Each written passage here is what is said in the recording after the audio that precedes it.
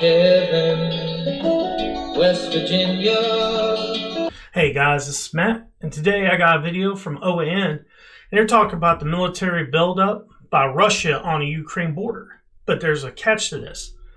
The Ukrainians are saying there is no buildup. It's the same amount of troops that they had for the last 8 years. And they talk about this in this video, and it's a different perspective of what's going on between Russia and Ukraine.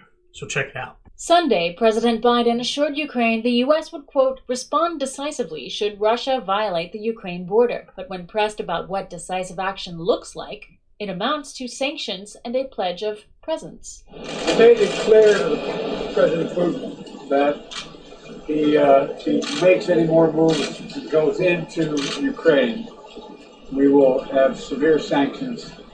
We will increase our presence in Europe with our NATO allies, and it'll be a heavy price to pay for it. This following a 50-minute conversation with Russian President Putin Thursday to discuss ways to de-escalate Russian military presence at the Ukraine border. But according to Ukraine's own defense minister, there has been no change in the military buildup. Andrei Teleshenko, former diplomat and whistleblowing lobbyist against Blue Star Strategies, tells OAN current reporting on what's happening in Ukraine are completely false.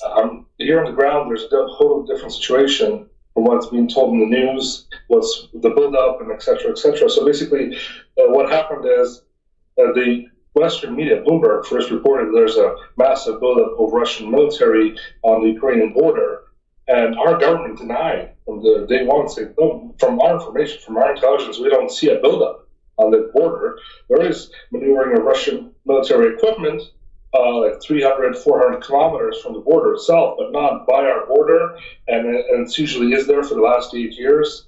There was around 100,000, from 60 to 100,000 time to time buildup developing, but never over that number.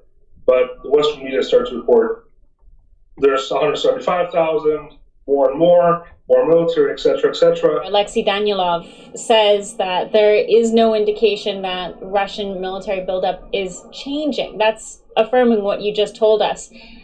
What is the response on the ground from the Ukrainians when you have a Ukrainian official saying that there is not so much of a Russian buildup, and then you have the international media saying that there is? How do you merge those two narratives? What's happening? What happened, our government went to Washington, our Minister of Defense went to Washington, and after he came back, he then reported, oh yes, we do have a buildup. We have massive buildup on the border. Russia's going to invade Ukraine. And then all these messages start to pour in that Ukraine is going to be attacked by Russia tomorrow, on Christmas Eve, and January after New Year's, et cetera, et cetera. We have this tension throughout the last 8 years. Teleshenko adds, Russian military presence near the Ukraine border has always fluctuated from 60 to 100,000.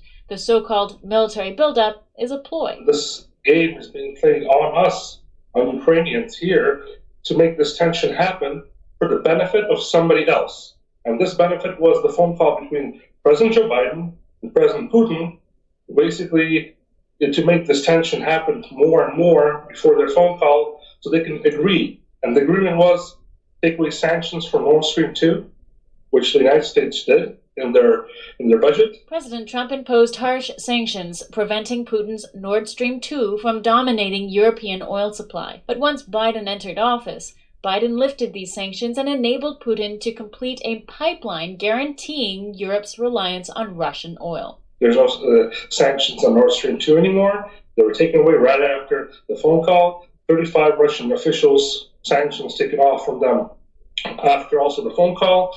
And basically, the outcome is President Biden comes out as a hero saying, oh no, I saved Ukraine. There's not going to be a war. The buildup was there, but Russia's not going to intervene because we made a deal. But everybody understands that this was all a game. A game Teleshenko and analysts in Ukraine have long warned would happen under Biden. And we are right. This is what is happening right now. Nord Stream 2 is being finished. A deal is being made. Ukraine is being thrown under the bus. Our allies are basically letting Ukraine to hang there on their own without any support. Following Biden's call with Putin, Biden announced a series of diplomatic meetings were scheduled between the two countries in Geneva to continue de-escalation efforts. Chanel Rian, One American News, the White House.